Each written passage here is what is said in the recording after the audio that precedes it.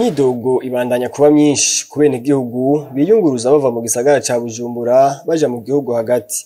Kw'isoko ya Kotebu ahari ibituro vy'amamodoka aduga mu gihugu hagati mu ntara zitandukanye, aho twagendeye mu gitondo co kuri uyu wa gatatu igenekerezo rya 10 Mukakaro umwaka wa 2024, twashoboye kwibonera uko ibiciro vyo kwiyunguruza vyaduze. Muri rusangi twasanze itegeko rya leta rishinga ibiciro vyo kwiyunguruza ryaribagiwe, ubu nyene imodoka akaba arafise ububasha bwo kwishingira igiciro ashatse. Ivyo abiyunguruza bakaba batubwiye ko bamaze kubimenyera, kuko nabwo babivuga biboneka ko leta atacikora kugira ngo ihashe abagendesha izo modoka.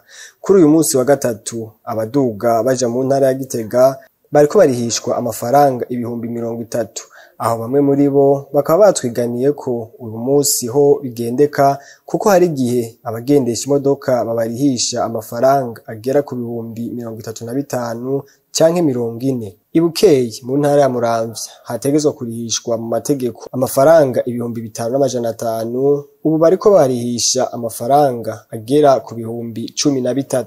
Abiyunguruza bakaba batwiganiye ko hari igihe barihishwa amafaranga arengayo. Kuja mu ntara ya Ngozi abiyunguruza bariko barihishwa amafaranga 40,000, mu ntara ya Kayanza amafaranga 20,000, nayo mu ntara ya Cibitoke bakaba bariko barihishwa amafaranga 15,000 canke 20. Akamaramaza nabaja mu ntara ya Muyinga, aho umwe ashobora kurihishwa amafaranga ari hagati y'70,000 n'80,000. Abenegihugu bakabandanya kwiyumvira igituma abajeje intwaro badahagurukira abo bagendesha izo modoka, kuko bariko bamaramaza igihugu. Ibura ry'igitoro ririko rituma abagendesha imodoka barivyaza umusaruro, nayo abenegihugu bakabandanya kwakwa n'utwo bari bafise.